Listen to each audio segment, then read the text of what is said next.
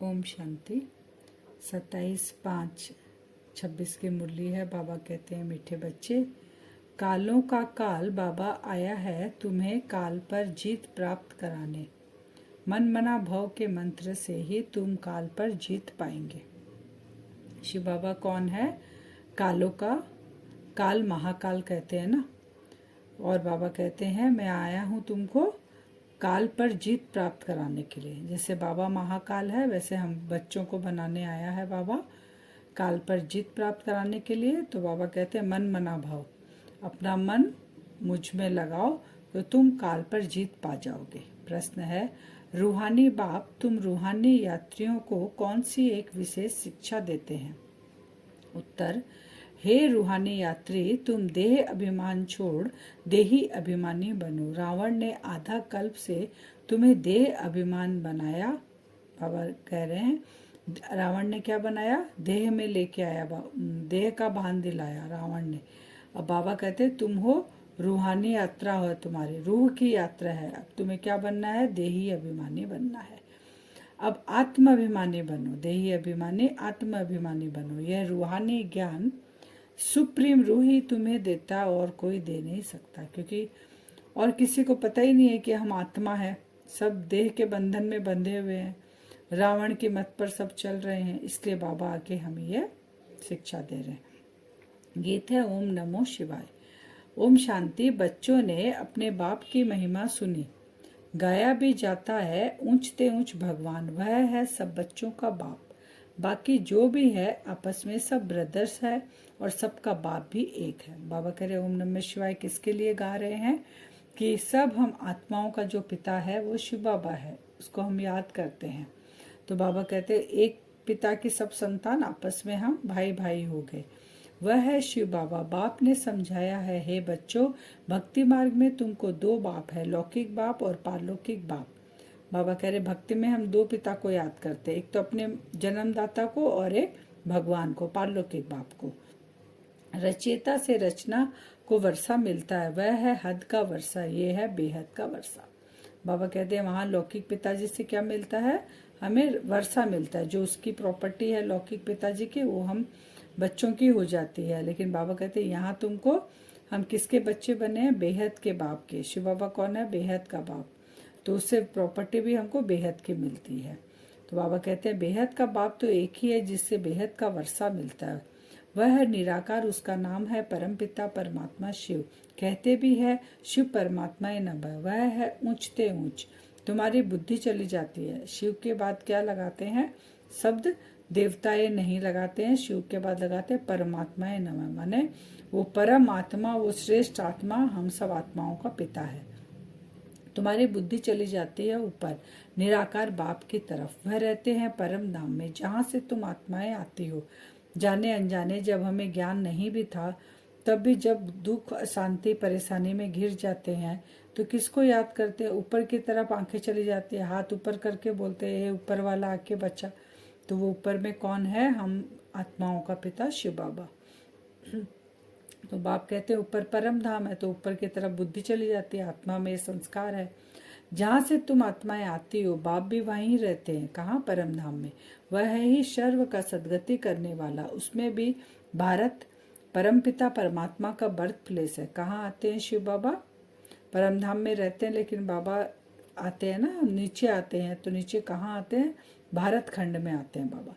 इसीलिए शिव जयंती भी भारत में मनाते हैं। उस रूहानी बाप को ही ज्ञान का सागर, बाबा को क्या क्या कहते हैं? ज्ञान का सागर, पतित पावन, लिबरेटर, गाइड कहा जाता है। बाबा आके नॉलेज देते हैं, हम आत्माएं जो पतित है उसको पावन बनाते हैं, हमको दुख से लिबरेट करते हैं, गाइड बनकर रास्ता दिखाते हैं। इसलिए बाबा का ये सब नाम से बाबा को कहते हैं हम। वही दुख हरता सुख करता है, दुख को हरने वाला वो एक है। यह भारतवासी जानते हैं, यह दुखधाम है, भारत ही सुखधाम था। बाप बच्चों को बैठ समझाते हैं, हे भारतवासी, तुम विश्व के मालिक थे जबकि तुम्हारा आदि सनातन देवी देवता धर्म था। कब थे हम विश्व के मालिक? जब हम देवी देवता थे। देवी देवता धर्म श्रेष्ठ था, कर्म भी श्रेष्ठ था वहाँ। अब यह धर्म भ्रष्ट कर्म भ्रष्ट बन गए। जब हम देवी देवता थे, आत्माभिमानी स्थिति में स्थित थे, हम देही अभिमानी स्थिति में स्थित थे। हमको सारा दिन ये याद रहता कि मैं आत्मा हूँ, तो उस समय हमारा धर्म भी श्रेष्ठ था, कर्म भी श्रेष्ठ था। अब उसका उल्टा हो गया है, रावण के वश में आ गए, 5 विकारों की प्रवेशता हो गई, देह अभिमान में आ गए, तो हमारे धर्म भ्रष्ट कर्म भ्रष्ट बन गए, अपने को पावन देवता कहला नहीं सकते। कलयुग अंत तक भक्ति मार्ग चलता है, इसमें ज्ञान होता नहीं, ज्ञान से होती है सदगति। बाबा कहते ज्ञान कब आता है? कलयुग एकदम एंड और सतयुग आने वाला रहता है, तब शिव बाबा आकर हमें ये ज्ञान देते हैं। सर्व का सदगति दाता, बाप जब तक न आए तब तक सदगति हो न सके। कौन साथ लेके जाएगा? कौन हमारी सदगति करेगा? तो बाबा कहते हैं मैं आता हूँ तभी करता हूँ। बाप कहते हैं मैं कल्प के संगम पर ही आता हूँ, इसके पहले बाबा नहीं आते। बाबा कहते हैं अभी पावन एक भी नहीं है। बाबा कहते हैं भल सन्यासी पवित्र बनते हैं, परंतु फिर उनका पुनर्जन्म तो यहाँ ही लेना होता है। बाबा कहते हैं विकार से ही उनका जन्म होता है यहीं पर। बाप समझाते हैं मैं तुम्हारा बेहद का बाप हूँ, तुमको बेहद का वर्षा देता हूँ 21 जन्मों के लिए। सूर्यवंशी चंद्रवंशी पवित्र धर्म स्थापन करता हूँ। ब्राह्मण धर्म है चोटी, सबसे ऊंचे रूहानी बाप। रूहों को आप समान बनाते हैं। सबसे ऊंचे से ऊंचा कौन है? हम आत्माओं का पिता, वो शिव बाबा है, रूहानी बाप है। तो उनके बच्चे भी कैसे होंगे? ऊंचे से ऊंचे होंगे। तो इसीलिए बाबा कहते हैं कि सूर्यवंशी चंद्रवंशी पवित्र धर्म है, उसके बाद ब्राह्मण है चोटी, विराट रूप में दिखाते ना सबसे ऊंच। तो वही बाबा बता रहे हैं। तो बाप ज्ञान का सागर सुख का सागर तो तुमको भी बनाते हैं। भारत ही सुखधाम था, अभी तो दुखधाम है। बाप कैसे आते हैं ये किसी को भी पता नहीं। बाबा कैसे शरीर का आधार लेकर आते हैं ये किसी को पता नहीं। सतयुग आदि से कलयुग अंत तक ये सारी हिस्ट्री ज्योग्राफी भारत की है। ये लक्ष्मी नारायण कितने हेल्दी वेल्दी थे, कभी बीमार नहीं पड़ते थे, अभी काल पर विजय पाने की शिक्षा ले रहे हैं। ये लक्ष्मी नारायण कैसे बने, हमेशा हेल्दी वेल्दी कैसे रहे, काल पर विजय प्राप्त कैसे करें, ये सब संगम पर अभी बाबा आके हमको बता रहे हैं। हम पुरुषार्थ करें, फिर बाद में हम प्रारब्ध भोगेंगे। बाप जिन्हें कालों का काल महाकाल कहा जाता है, वह तुमको काल पर विजय पहनाते हैं। नाम भी सुना शिवाय नमः, तुम ऐसे तो नहीं कहेंगे परमात्मा सर्वव्यापी है। कुत्ते बिल्ली आदि सब में इसको कहा जाता है धर्म की ग्लानि, बाप की ग्लानि करते हैं। इससे किसकी ग्लानि हो गई? जो सबसे ऊंचे से ऊंचे, जिसको काल महाकाल कर पुकारते हैं, उसको मैंने अगर सर्वव्यापी कह दिया तो बाबा कहते हैं उसकी ग्लानि हो गई। इसका मतलब हर कण में, हर जानवर में भगवान है, ऐसा नहीं है। सबसे जास्त जन्म बाबा कहते जरूर वह लेते जो पहले पहले सतयुग में आते हैं। स्टार्टिंग से आते हैं, 4 युग कंप्लीट होने तक रहते हैं। स्टार्टिंग से आए तो बाबा कहते हैं मैक्सिमम उसका 84 जन्म लिए, और तुम भारतवासियों ने मिनिमम 1 जन्म, यह भी बाप ही बैठ सक जाते हैं। माने हर एक आत्मा में ये पार्ट है, तो या तो 84 जन्म लेगी, 84 से 1 के भीतर कोई भी जन्म में उसको आना है। क्रिश्चियन बाबा कहते हैं क्रिश्चियन डिनाइस्टी 2000 वर्ष चली, बुद्ध डिनाइस्टी इतना समय नहीं चली, इस्लामी उनके आगे। बाबा कहते कैसे धर्म आए, क्रिश्चियन, बौद्ध, फिर इस्लामी, फिर बाबा कहते उसके पहले कौन था? इस्लामी के पहले 1250 वर्ष चला चंद्रवंशी, फिर उसके 1250 वर्ष चला सतयुग सूर्यवंशी। तो ऐसे धर्म बाबा कहते थे। तुम ही सूर्यवंशी चंद्रवंशी बनते हो, बाबा कहते हैं, और अब तुम ही आत्मा जो देवकुल की थी वो ब्राह्मण वंशी बनते हैं। ये सारा नाटक भारत पर ही बना है। भारत ही हेल और हेवन बनता है। भारत ही क्या बनता है? स्वर्ग और नर्क। ये कहाँ के कहानी है? भारत की है। और धर्म वालों के लिए नहीं कहेंगे, क्योंकि वो आते ही द्वापर युग से है। वह तो हेवन में होते ही नहीं। कोई मरता है तो कहते हैं स्वर्गवासी हुआ, परंतु समझते नहीं नर्कवासियों को तो नर्क में ही जन्म लेना पड़े। बाबा कहते स्वर्ग में कैसे चले जाएंगे? स्वर्गवासी स्वर्ग में ही पुनर्जन्म लेंगे। बाबा कहते जब सतयुग में कोई जब चोला छोड़ेगी आत्मा तो वो सतयुग में ही जन्म लेगी, और जो अभी कलयुग में शरीर छोड़ रही है वो कलयुग में ही जन्म लेगी। बाबा कह रहे हैं। आप समझाते हैं आत्मा एक स्टार है, भ्रकुटी के बीच में चमकता है जब सितारा, उनको शिवाय दिव्य दृष्टि के तुम देख नहीं सकते। आत्मा को कैसे देखेंगे? दिव्य दृष्टि से हम आत्मा को देख सकते हैं। ये बिल्कुल ही सूक्ष्म है। आत्मा एक शरीर छोड़ दूसरा लेती है, शरीर छोड़ती आत्मा, एक ही आत्मा अनेक तरह के शरीर रूपी कपड़े पहनती है। बाबा कहते हैं आत्मा एक ही है, लेकिन शरीर रूपी वस्त्र बार बार चेंज करती है। हम आत्मा ने ही 84 जन्म लिए, माने एक ही आत्मा ने 84 कपड़े पहने शरीर रूपी। फिर बाबा कहते हैं बीज रूप होने के कारण उनको सच्चित आनंद स्वरूप कहा जाता है। बाप में जो ज्ञान है वह जरूर सुनाना पड़े, यह है स्पिरिचुअल नॉलेज। तो रूह आकर रूहों को सुनाते हैं। बाप कहते हैं मैं बच्चों के लिए कोई तो सौगात ले आऊंगा, तुमको स्वर्ग का मालिक बनाता हूँ। जिन्होंने कल पहले वर्षा लिया है, बाबा कहते हैं वही आकर अभी लेंगे।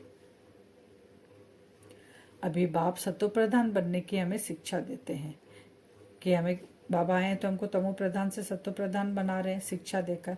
कहते हैं मामेकम याद करो, भगवान वाच। गीता का भगवान शिव बाबा है, न कि श्री कृष्ण। श्री कृष्ण की आत्मा भी अभी सीख रही है। गीता का भगवान शिव बाबा है, तो श्री कृष्ण की आत्मा भी 84 जन्म में आत्मा है, पतित हो गई है वो भी। तो बाबा आके उसी आत्मा के 84 जन्म जो ब्रह्मा है उसी के तन में बाबा आकर प्रवेश करते हैं और उसी को पावन बनाते हैं। आज का वरदान है, बाप दादा के कर्तव्य को अपना निशाना बनाने वाले मास्टर मर्यादा पुरुषोत्तम भव है। बाप दादा का जो कर्तव्य है, हमारा ध्यान उधर ही रहना चाहिए और वही कर्तव्य हमको चलना है। कहा जाता है अपनी घोड़ तो नशा चढ़े, दूसरे की कमाई में कभी भी आंख नहीं जानी चाहिए। दूसरे के नशे को निशाना बनाने के बजाय बाप दादा के गुण और कर्तव्य को निशाना बनाओ। बाप दादा के साथ अधर्म विनाश और सत्य धर्म की स्थापना के कर्तव्य में मददगार बनो। अधर्म विनाश करने वाले अधर्म का कार्य व देवीय मर्यादा को तोड़ने का कार्य कर नहीं सकते। वे मास्टर मर्यादा पुरुषोत्तम होते हैं। बाबा के कार्य, बाबा के जो गुण जो कर्तव्य है उसी पे हमको निशाना डालना है। खुद ही विचार सागर मंथन करना है। दूसरा की निशानी के ऊपर हमें ध्यान नहीं देना, दूसरे के गुणों पे ध्यान नहीं देना है। बाबा जो सद्धर्म की स्थापना कर रहे हैं उसमें हमको मददगार बनना है। स्लोगन है, नॉलेजफुल बन, व्यर्थ प्रश्नों को सुहा कर दो तो समय बच जाएगा। व्यर्थ प्रश्न को सुहा करना है तो समय बचेगा। फिर मातेश्वरी जी के अनमोल महावाक्य है, जिसका साथी है भगवान उसको क्या रोकेगा आंधी और तूफान। ये गीत है ना।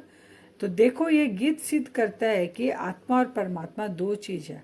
जो कहते हैं ना आत्मा और परमात्मा एक है, आत्मा को मोक्ष मिल जाता है, आत्मा परमात्मा में जाके लीन हो जाती है। वो मम्मा क्लियर कर रहे हैं कि ये जो गीत गाते हैं आंधी और तूफान वाला, कि जिसका साथी भगवान है आंधी तूफान उनको क्या रोकेगा।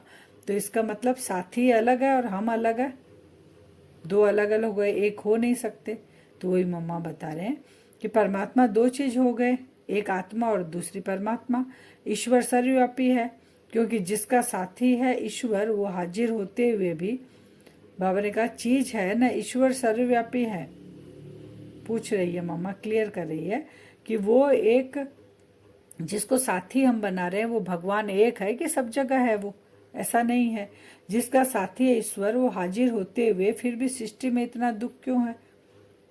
अगर हम कहते हैं भगवान यहीं पर है, सर्वव्यापी है, कण कण में है, तो फिर उसको क्यों पुकारते हैं। क्यों ही गीत में कहते हैं कि साथी है भगवान, वो तो फिर सबका है ही ना, फिर पुकारना नहीं है, वो यहीं पर ही है। तो मनुष्य फिर इतने कंगाल मोहताज, इतने दुखी परेशान क्यों होते अगर हर एक के अंदर भगवान है। तो परमात्मा तो सुख स्वरूप है, तो सर्वव्यापी परमात्मा कहना गोया परमात्मा के इंसल्ट करना। भगवान के हाजिर होते दुनिया सुख स्वरूप होनी चाहिए व दुख रूप। फिर परमात्मा को पुकारने की दरकार क्यों अगर यही है वो। तो इस समय माया सर्वव्यापी है, न कि परमात्मा हाजिर है। अभी कौन है माया, सब आत्मा, सब मनुष्य आत्मा के अंदर माया माने 5 विकार रावण के हैं। परमात्मा सिर्फ एक बार संगम पर आता है तब उनको हाजिर नाजिर कह सकते हैं, जो अभी बाबा आए हुए हैं। बाकी उनकी याद सबके दिलों में जरूर व्यापक है, क्योंकि आत्मा में ये संस्कार है कि मेरा पिता एक बार जरूर आता है धरती पे, लेकिन कब आता है वो हम भूल जाते हैं। तो इसीलिए सबके अंदर याद है। शरीर को चलाने वाली शक्ति तो हर एक में भिन्न भिन्न संस्कार वाली आत्मा है। हम सबके अंदर क्या है, सबकी अपनी अपनी आत्मा है जो शरीर को चला रही है, लेकिन आत्मा है न कि परमात्मा है। परमात्मा अलग है, आत्मा अलग है। विचार करना है परमात्मा का साथ क्यों लिया, इस माया के आंधी और तूफान से पार होने के लिए। तो हम आत्मा और परमात्मा दोनों का इस खेल में पार्ट है, यहाँ हम पार्ट बजाते हैं। बल वो दुनिया के अंदर आए उपस्थित हुआ है, परंतु ओहो आश्चर्यवन दुनिया इनको न जानने के कारण इनका साथ नहीं लेती है। वो अभी दुनिया में आया है, पार्ट चल रहा है, उसका खेल चल रहा है, लेकिन दुनिया वाले उनको नहीं जानते, अभी भी साथी के रूप में पुकारी है। अगर इनका पूरा साथ पकड़ ले तो मदद देने में मशहूर है। कहते हैं अगर शिव बाबा को पहचान लिया, उस परमात्मा को पहचान लिया, तो वो मदद हमें जरूर देगा। वो कहता है 1 कदम तुम्हारा आगे बढ़ाओ तो 10 कदम मैं बढ़ाऊंगा। अव्यक्त इशारे है, अचल अडोल एक रस स्थिति का अनुभव। कोई भी संकल्प आए तो ऊपर देखकर स्वयं निसंकल्प होकर चलते जाओ। कोई भी संकल्प आया बाबा को देखकर हमें वो संकल्प पे बुद्धि नहीं चला रहे, निसंकल्प होना है। विचार देना, इशारा देना यह दूसरी बात है, हलचल में आना यह दूसरी बात है।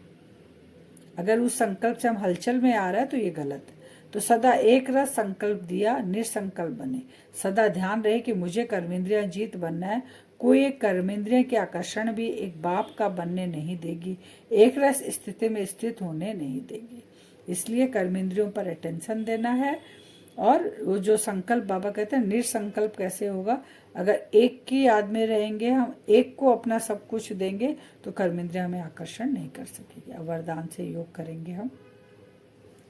अपने आप को देखिए भ्रकुटी सिंहासन पर, मैं आत्मा चमक रही हूँ।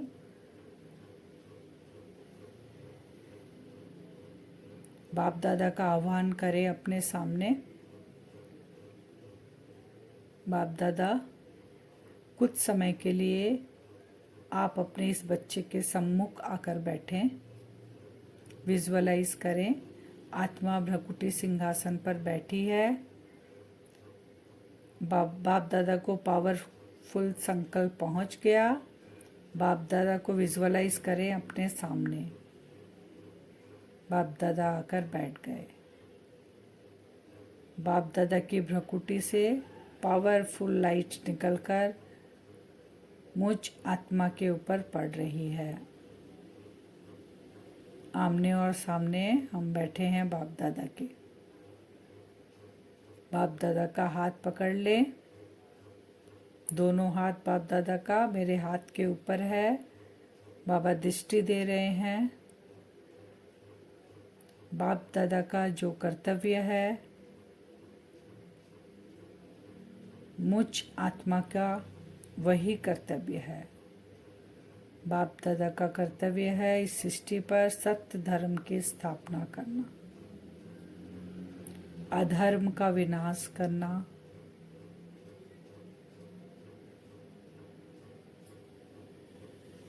मुझ आत्मा के अंदर भी वो नशा चढ़ रहा है। बाबा से जो किरणें निकल रही है मुझ आत्मा के ऊपर पड़ रही है। बाबा के दोनों हाथों से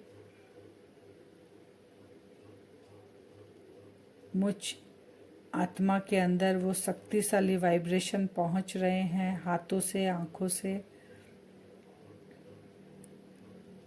बाप दादा का जो कर्तव्य है सत्य धर्म की स्थापना, ये वाइब्रेशन चारों ओर फैल रहा है।